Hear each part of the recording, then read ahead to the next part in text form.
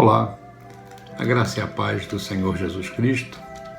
Mais uma vez, estamos aqui diante do Senhor e eu tenho certeza que Deus tem uma palavra de amor, de graça, de revelação para o nosso coração. Nessa noite nós vamos buscar a Deus como sempre temos buscado, em espírito e em verdade, e nós temos certeza que Deus estará conosco, estará em cada coração, nos unindo no amor, na graça abundante do nosso Senhor Jesus Cristo. Eu gostaria de ler com os irmãos a palavra que está em 1 Pedro capítulo 1, a partir do verso 6, que diz assim: em que vos grandemente vos alegrais, ainda que agora importa, sendo necessário que estejais por um pouco contristado com várias tentações, para que a prova da vossa fé, muito mais preciosa do que o ouro que perece, é provado pelo fogo, e se ache em louvor e honra e glória na revelação do Senhor Jesus Cristo.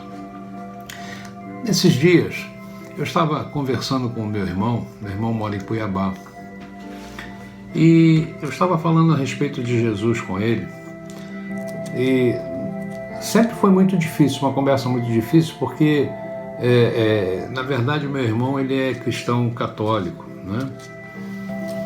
Mas ele me abriu uma oportunidade interessante, porque nessa conversa ele me abriu uma oportunidade quando me perguntou a respeito de um determinado assunto. Ele queria saber de onde surgiu a expressão de 1000 passará, de 2000 não passará. E aí então eu comecei a falar das coisas bíblicas para ele, a explicar isso, da onde surgiu isso. De certa maneira eu fiquei surpreso, mas eu tive sabedoria de Deus para responder, né? Aí ele me fez uma outra pergunta. Ele perguntou: olha, mano, se Jesus transformou a maldição em bênção, né, e se ele venceu a morte na cruz, se ele tirou o pecado do mundo, então por que ainda tem tanto mal? Por que existe tanto mal? Por que Deus permite o mal? E tentando dar uma resposta a essas interrogações, claro, eu orei imediatamente ao Senhor, falei: Senhor, me dá palavra de sabedoria e entendimento, né? E a primeira coisa que eu respondi foi que esse é um tema ligado à soberania de Deus. Tem certas coisas que nós não entendemos, que são prerrogativas do Senhor, que são soberanias do Senhor. Então, Deus ele permitiu ou ele permite o mal para que a glória dele seja manifestada. Porque sem o conhecimento do mal, nós nunca poderíamos ter apreciado a glória de Deus. Então vejam, irmãos, que ainda disse que, falei para ele que nós podemos perceber que Deus permite o mal para transformar, de certa forma, o caráter de Cristo em nós. Aquilo que se perdeu, aquilo que se arranhou, aquilo que danificou a nossa característica moral que Deus nos deu, santa, né? Foi quando o homem pecou. E Deus, ele, naquele momento, a partir daquele momento, ele sempre quis recuperar e quer recuperar isso no homem, né? Então ele busca fazer o quê? Ele busca forjar a sua imagem ou em nós, a trazer de volta aquela perfeição. Usando o quê? Ele usa como ferramenta os sofrimentos para a formação do nosso caráter. Nós podemos questionar isso de forma humana, pelos nossos sentimentos, pelas nossas convicções, mas nós precisamos entender que os caminhos de Deus são outros, os pensamentos são outros. Então, embora o mal esteja vencido, ele ainda segue presente, né? Mas um dia também está escrito que Deus enxugará nossas lágrimas. E nunca mais haverá pranto, nunca mais haverá dor, porque todo o mal, né, terá desaparecido para sempre. Agora, nós poderíamos perguntar também, assim no sentido mais também humano, né, por que Deus permite o mal?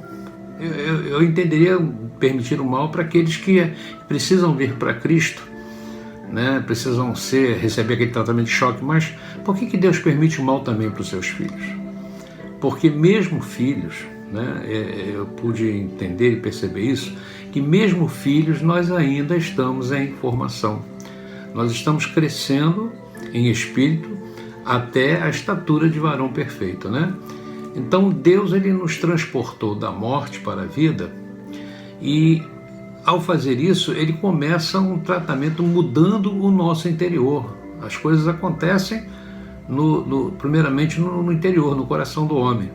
Uma vez eu disse numa das pregações em Nova Aliança que nós devemos deixar o eterno tocar o nosso interno para que o externo seja mudado também, né? Como consequência. Então, ele fez uma coisa que ninguém poderia fazer. Deus fez uma coisa que ninguém poderia fazer. Para isso, ele troca a nossa identidade, ele troca a nossa nacionalidade, ele troca a nossa cidadania, ele troca a nossa paternidade, né?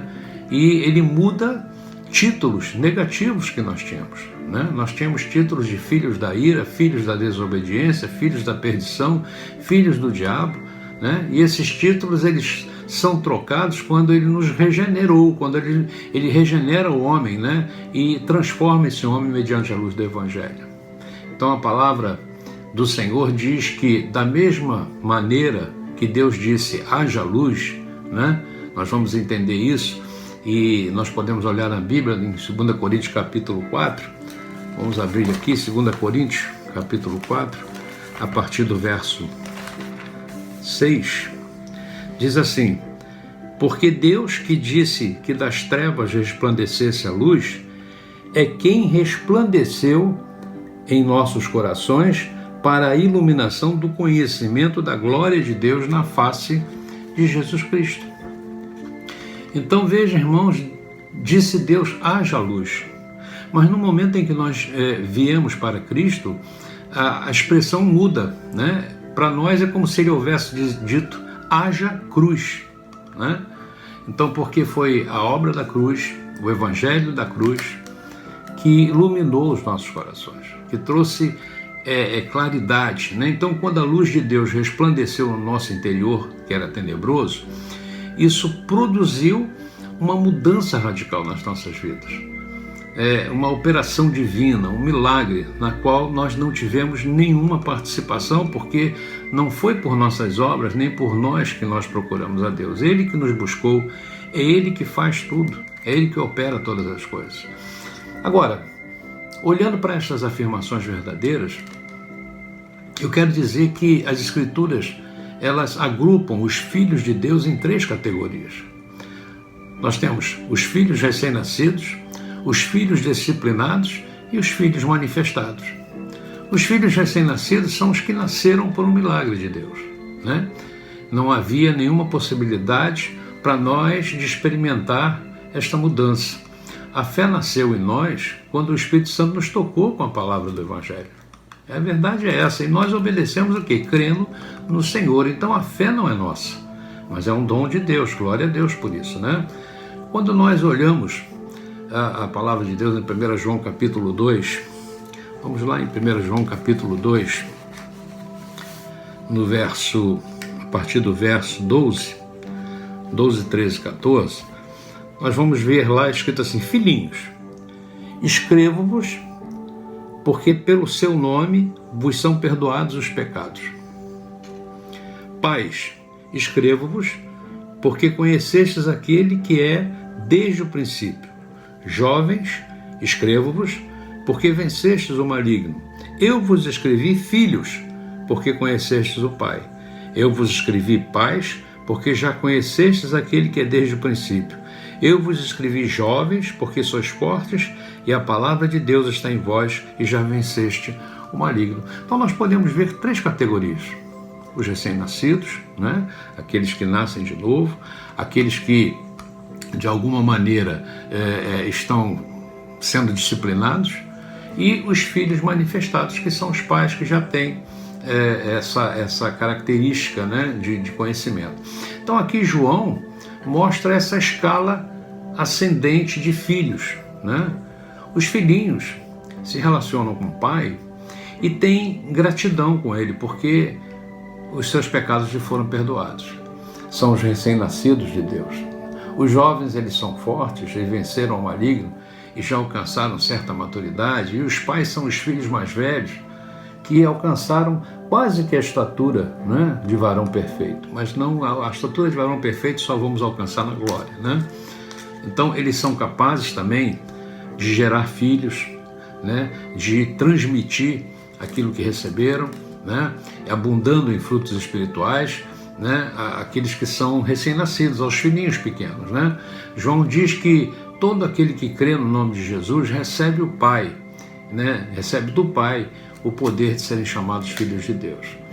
Então, irmãos, nesse texto, quando nós olhamos, filho de Deus se refere a um bebê recém-nascido, né? Quando nós olhamos lá em Hebreus capítulo 2, verso 10, nós podemos ver, vamos abrir nossa Bíblia, Hebreus capítulo 2, verso 10, diz assim: porque convinha que aquele para quem são todas as coisas e mediante quem tudo existe, trazendo muitos filhos à glória, consagrasse pelas aflições o príncipe da salvação deles. Então, a expressão, quando nós olhamos aqui a expressão levar filhos à glória, não se refere, né, a bebês, mas a filhos maduros, né? Deus quer nos levar de menos para mais. Deus quer nos fazer subir degraus. E eu sempre disse que as experiências da nossa vida são como degraus. Nós vamos subindo e vamos alcançando conhecimento, discernimento, maturidade, esclarecimento. Então ele não quer levar os seus filhos a um jardim de infância. A escada, ela tem que ser, nós temos que subir nessa escada, não descer, né? Então espera-se que nós cheguemos a uma estatura espiritual que permita, né, que Deus ponha em nós a sua vida, a sua autoridade, a sua graça, né, e o seu nome, e nós possamos, né, atuar chamados pelo seu nome, né, os que se chamam pelo nome de Deus. Então, o que acontece? Nisso consiste a maturidade espiritual. É isso que Deus quer de nós. Agora, como é que Deus obtém isso? Como se alcança esse crescimento, né? As coisas são muito mais complexas do que nós podemos imaginar. A Bíblia fala, ou melhor, o ditado, né, popular, ou o ditado filosófico, diz que há muito mais mistérios entre o céu e a terra do que a mente humana possa imaginar. Então aqui aparecem os filhos disciplinados. A palavra do Senhor nos diz, em Hebreus capítulo 12, verso 6, que Deus açoita e disciplina todos quanto recebe como filhos. Esses açoites são os sofrimentos. Aqui nós vemos que Deus ele está permitindo o mal, né? Deus, em determinado momento, lá o profeta Isaías, né, quando Deus fala através do profeta Isaías, no capítulo 43, no verso 2, 43, verso 2, Deus fala assim através do profeta: olha, quando passardes pelas águas, estarei contigo, e quando pelos rios, eles não te submergerão. Quando passares pelo fogo, não te queimarás, nem a chama arderá em ti. Deus permite que nós passemos pelo fogo e pela água. Se está escrito, quando passares pelo fogo, ele não te queimará, ou pela água ela não te submergerá, é porque Deus permite que nós passemos pela água e pelo fogo. Estava dizendo que esta é a disciplina formativa, né, e corretiva também. Disciplina é algo assim como um conselho, né? E corretivo é algo como um acerto mesmo, como uma correção de rota. Muitos pegam ou falam sobre Deus como um vovozinho de barbas brancas, assim como o pastor, né? Que está sempre perdoando tudo que seus netos fazem, dizendo, não importa o que você fez, né, o que façam, porque são pequeninos, né? E ele deixa passar tudo. Não é bem assim. Né? Se nós tivermos uma ideia equivocada de Deus, nós nunca vamos ter conhecimento adequado dele, né?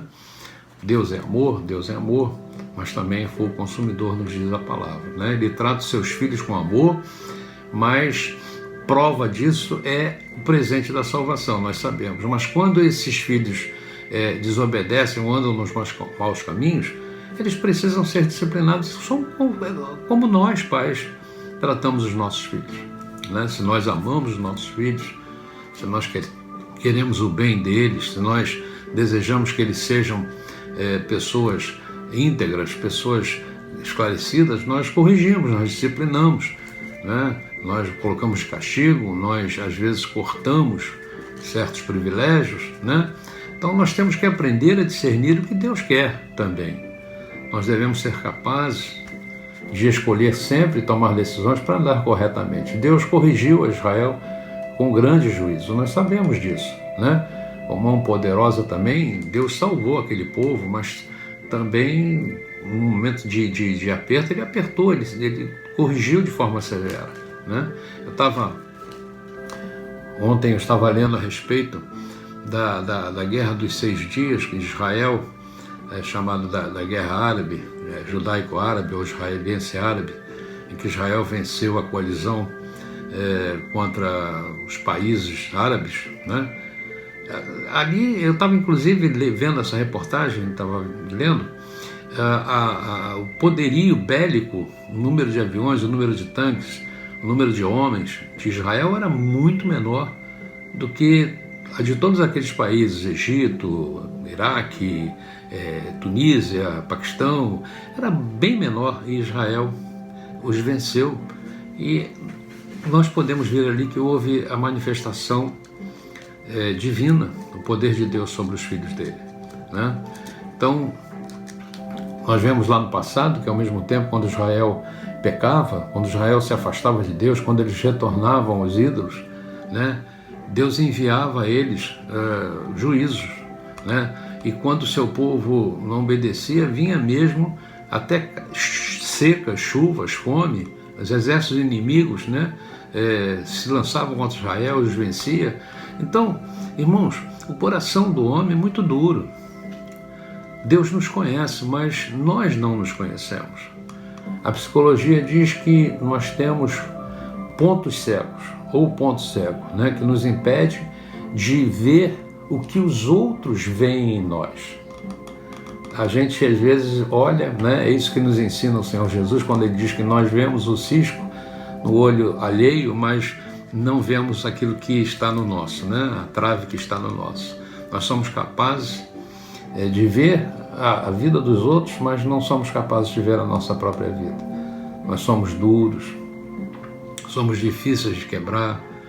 Então Deus, ele usa o quebrantamento e nos faz passar pelo fogo e pela água, né? Quando nós olhamos na Bíblia, né, primeira carta de Pedro, capítulo 1, vamos lá, primeira carta de Pedro, capítulo 1, do verso 6 ao verso 7, nós vamos ver assim que está escrito lá: em que vós grandemente vos alegrais, ainda que agora importa, sendo necessário que estejais por um pouco contristados com várias tentações, para que a prova da vossa fé, muito mais preciosa do que o ouro, que perece e é provado pelo fogo, se ache em louvor e honra e glória na revelação de Jesus Cristo. Pedro, ele está dizendo aqui, né, que nós temos aqui um símbolo do fogo. Ele fala sobre ouro e sobre purificação do ouro. Então significa que a prova, as aflições, os males que Deus permite, tem um propósito de quê? De formar Cristo em nós. E nós, pela fé, entendemos isso e recebemos isso e precisamos estar conscientes de que Deus está no controle. Ele permite, mas ele está no controle. É um outro texto, quando nós lemos em Romanos capítulo 8, versos 28 e 29, diz: aos que amam a Deus, todas as coisas contribuem para o seu bem. Nós sabemos disso, temos falado isso sempre, né?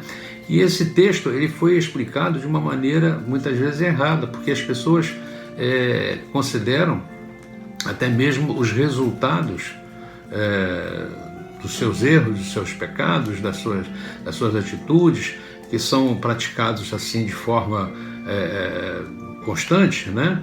Entende que essas coisas ajudam para o bem. Não é isso, né? Mas se refere ao nosso próprio, não se refere especificamente ao nosso próprio bem, mas ao propósito de Deus. Tudo que ocorre aos crentes contribui para o propósito de Deus, né? Contribui para aquilo que Deus quer nas nossas vidas. E qual é o propósito de Deus? Qual é o maior propósito de Deus? É a formação da sua imagem em nós, né? O mal, ele se introduziu no mundo quando o homem caiu, né? E a imagem de Deus se tornou distorcida. Então a história da salvação tem a ver com a ação de Deus para recuperar essa imagem em nós. Essa é a história da salvação. Tudo o que Deus mostrou de si mesmo, a lei de Moisés, os profetas, a palavra de sabedoria, tudo está escrito no Antigo Testamento, foi para que nós nos voltássemos para Deus, né? Todavia, essa palavra, embora seja a palavra de Deus, não foi capaz de converter o coração extremamente duro do homem. Então, o próprio Deus teve que vir através de Jesus Cristo, né, para poder nos redimir e fazer esta obra de transformação nas nossas vidas. Então, a obra de Cristo foi para a nossa salvação, mas a vida de Cristo em nós tem que operar essa transformação. Agora, o caminho da cruz, né, é um caminho na qual Deus nos convida a nós nos negarmos a nós mesmos, né? Por isso que Paulo dizia que já não sou eu quem vivo, mas Cristo vive em mim, está em Gálatas 2, né? E quando um crente consegue aprender essa lição, então ele adquiriu essa medida de maturidade. Quando Deus nos faz passar pelo fogo, não é porque ele simplesmente queira nos ver sofrer ou ele tem prazer nesse sofrimento, né? Mas ele, acima de tudo, porque a sua justiça, né, não pode permitir o pecado, porque ele é um Deus santo. Sede santo porque eu sou santo. Então nós, os filhos de Deus, estamos sendo treinados para sermos santos.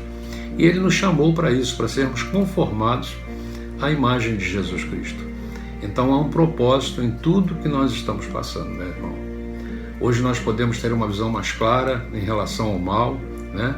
E quando nós olhamos lá em Romano, que diz: nada nos separará do amor de Deus, nem a morte, nem a enfermidade, nem a pobreza, nem a fome, nem as perseguições, nada criado, nem mesmo o mal que provém de Satanás, nem dos demônios, nada nos separará do amor de Deus. O Senhor, ele tem poder sobre o mal e sobre todas as coisas, de forma sobrenatural. Nós não devemos ter temor, né? Porque a Bíblia fala, através do João, da carta de João, 1 João, que maior é o que está em nós do que o que está no mundo, né? Então os crentes, eles podem passar pelas provas mais terríveis, assim como ocorreu com o povo de Israel, quando Deus levou aquele povo ao limite das suas forças, até o ponto deles muitas vezes protestarem. Algumas vezes eles falam: para que o Senhor nos trouxe até aqui? Para nos matar? Para nos deixar cair de fome? Então, sem dúvida, o homem sempre é posto no fogo da provação. A primeira pergunta que sai da nossa boca, infelizmente, é: por quê? Por que Deus permite isso, né? Então, nós entendemos que, primeiramente, como eu falei, ele é soberano, né? E segundo, porque através do mal, Deus forma os seus filhos e imprime neles o caráter de Cristo. E o terceiro, porque o mal contrasta, faz mais visível a glória de Deus. Na carta de na carta de Tiago, capítulo 1, deixa eu ver se eu acho aqui, Tiago, capítulo 1, no verso 2 ao 4, nós vamos ver, Tiago, capítulo 1, verso 2 ao 4, diz assim: meus irmãos, tende por gozo quando cairdes em várias tentações, sabendo que a prova da vossa fé produz a paciência. Tenha, porém, a paciência da sua obra perfeita, para que sejais perfeitos e completos, sem faltar coisa alguma, né? Meu irmão, eu quero que você nessa noite saiba que tudo isso que nós estamos experimentando, essa pandemia, esse período de afastamento, talvez seja forte, angustiante, mas nós precisamos olhar para Cristo como autor e consumador da nossa fé. Nós temos um Deus fiel, nós temos um Deus que nos abençoa, nós temos um Deus que anda conosco, que está conosco, né? Quando nós olhamos lá em 1 Coríntios capítulo 10, nós vamos ver que Deus, ele não vai nos dar nenhuma luta que não seja suportável, né? E diz que quando essas lutas, essas batalhas, até mesmo essa correção vem, ele antes nos dá o escape, ele provê o livramento, né? Para que nós possamos suportar. Então, que Deus nos abençoe neste tempo em que a imagem de Cristo está sendo forjada, que nós possamos passar por tudo isso, né? Experimentar tudo isso, vendo a glória de Deus e sermos dignos de sermos chamados filhos de Deus. Que Deus nessa noite possa operar em nossos corações e que nós possamos entender esses momentos não como momentos simplesmente de injustiça de Deus, não é. Deus, ele tem promessas, Deus, ele tem situações em que nós, quando temos essa vida, né, de aliança, de comunhão, de interação com Deus, nós somos conduzidos pelo Espírito Santo a entender, a discernir e a ter toda aquela aproximação necessária, nos permitindo, né, que Deus opere em nós, que Deus trabalhe em nós, que o Espírito Santo de Deus trabalhe em nós e que nós possamos cada dia mais revelar a glória de Deus e mostrar Cristo ao mundo. Nessa conversa que eu tive com o meu irmão, eu pude dizer essas coisas para ele, eu pude mostrar essas coisas para ele, ainda com o coração duro, ele recebeu essa palavra, mas eu tenho certeza, ele ficou com essa palavra no seu coração. E nós estamos vendo hoje uma grande quantidade de pessoas que estão orando, que estão buscando o Senhor, que estão... eu tenho certeza que nós vamos sair desse momento crítico, desse momento difícil, com uma outra visão, com uma outra capacidade, né, referente à nossa maturidade, a nossa capacidade de ver mais o sobrenatural, o reino de Deus, de uma forma diferente da qual nós víamos antes disso, né? Então eu quero, com muita alegria, desejar que nesta noite o Espírito Santo possa estar tomando cada coração, cada um dos nossos irmãos possam ser iluminados, né, pela glória e saber que Deus está no controle. Deus está no controle de todas as coisas. Deus não está alheio, né, a nenhuma situação. Nós, esses dias, tivemos uma tristeza profunda, né, com a perda do nosso irmão André, mas mesmo assim, né, Deus é soberano. Deus sabe, Deus conhece, Deus ele tem conhecimento do princípio e do fim, ele é o alfa e o ômega, ele sabe de todas as coisas. Então nosso irmão está na glória com o Senhor, isso eu posso garantir a vocês, ele está bem melhor do que nós, né, no sentido de comparar o tempo que nós estamos vivendo aqui na carne. Ele agora está em espírito, recebeu o corpo glorificado, suas lágrimas foram enxutas, ele já não sente dor, já não tem essas coisas humanas, então ele está bem melhor. E eu quero tocar o coração de vocês com essa palavra, trazendo, né, esse momento de esperança, de fé e de certeza que tudo que nós estamos passando, assim como a nossa vida, ela é passageira. A Bíblia diz que tudo passa, mas a palavra de Deus permanece para sempre. Então, tenha fé, confie no Senhor, não há injustiça de Deus nesse tempo sobre nós, sobre as nossas vidas. Não houve injustiça de Deus nos filhos que foram levados, porque são filhos que tiveram a identidade trocada, o nome trocado, a paternidade trocada, e eu posso garantir pela fé que tudo isso, né, não se compara àquilo que nós vivemos, àquilo que nós conhecemos, àquilo que nós temos interações através dos nossos olhos, dos nossos ouvidos, dos nossos sentimentos, porque a Bíblia diz que nem os olhos ouviram, nem os ouvidos escutaram, né, aquilo que está reservado para os santos de Deus, para aqueles que são filhos de Deus. Então que você possa receber um toque especial nesta noite no teu coração, renovar tuas forças, aguardar em Deus, ser simplesmente obediente, né, e glorificar o nome do Senhor. Em tudo dai graças, né? Em tudo dai graças. Porque Deus tem propósito? Tem.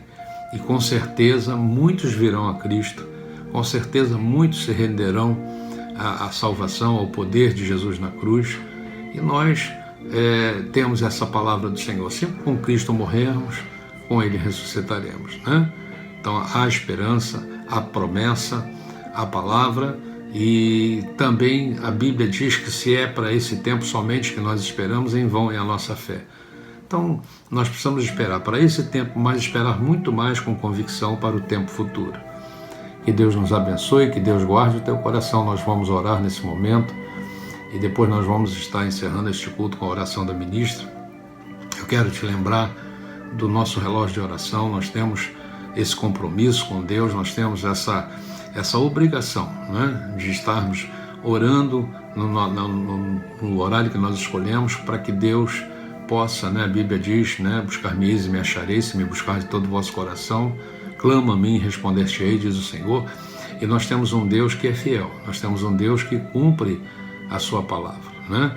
Então não deixa não negligencie esse momento de oração com Deus, esse relógio de oração. Isso tem sido muito importante, isso tem nos dado liberações celestiais sobre as nossas vidas, sobre os nossos irmãos. Vamos continuar orando pelos enfermos, orando por aqueles que estão passando nesse momento por uma dificuldade de saúde, né? Deus continue guardando a integridade física e espiritual de cada um de nós, guardando nosso rebanho, guardando os filhos de Deus sobre a face da terra, porque haverá um momento em que Deus dará um basta, e seja qual for, né, esse momento, nós sabemos que tudo aquilo que está acontecendo e que foi feito concorreu para o nosso bem segundo os propósitos de Deus. Amém? Feche os teus olhos, vamos falar com o Senhor. Pai amado, Pai querido, embora na nossa fraqueza muitas vezes, Senhor, nós não entendamos aquilo que está ocorrendo, aquilo que está acontecendo, porque nós somos limitados, nós somos, Senhor Deus, temporais, mas o Teu Espírito em nós nos capacita, Deus, através da Tua palavra, a nós percebermos, Senhor, que diante de tudo que está ocorrendo, diante de todas essas coisas que são para nós difíceis, momentos difíceis, nós podemos, com convicção de fé, Senhor, ter a certeza de que nós não estamos sozinhos. E que muito mais, Senhor Deus, do que simples circunstâncias, Senhor Deus, existem propósitos estabelecidos no Teu coração e, Senhor, objetivos que com certeza, Senhor, não serão frustrados. Pai querido, mas o que eu te peço nessa noite é que o Senhor toque cada coração, toque cada um de nós, Deus, com uma esperança, com uma fé, com uma certeza, Senhor Deus, e com nos revista, Senhor Deus, para que nós possamos resistir a esses dias maus. A Tua palavra diz lá, Senhor Deus, em Efésios 6, Pai amado, que nós precisamos tomar toda a armadura para que possamos resistir aos dias maus. Então, Senhor, coloca em nós a armadura, Senhor Deus, e que nós possamos resistir a esses dias maus, esses dias, Pai querido, que eu creio são dias de disciplina, de correção, Senhor Deus, Pai querido, de arguição, Senhor Deus, que o Senhor possa nos fazer, Senhor Deus, olhar para tudo isso com olhos, não olhos humanos, mas olhos, Senhor Deus, Pai querido, de homens e mulheres espirituais. Abençoa os Teus filhos recém-nascidos, os que estão começando, caminhando na fé, guarda-os. Abençoa, Senhor, os filhos que já estão no meio do caminho, já são considerados jovens, e os maduros, os adultos, que nós possamos, Senhor Deus, também ser para os nossos irmãos mais novos, Senhor Deus, um amparo, Senhor Deus, uma imagem já, Senhor Deus, forjada, dando a eles, Senhor Deus, Pai amado, esperança, resistência, segurança. Tira de nós todo o medo, todo o desamparo, Senhor Deus, e nos abençoa. Fica conosco, fica com cada um dos Teus filhos, abençoa os lares, as famílias, as crianças, Senhor. Abençoa-nos, Pai, porque precisamos da Tua bênção. Eu oro, sim, abençoando o Teu povo, em nome do Senhor Jesus Cristo. Que a graça redentora de nosso Senhor Jesus Cristo, o amor de Deus Pai, as divinas e as maravilhosas consolações, a comunhão com o Espírito Santo de Deus, esteja sobre a tua vida, meu irmão e minha irmã. Assim eu te abençoo, em o nome do Senhor Jesus Cristo, e que todos digam amém, amém e amém. Amém? Que Deus te abençoe.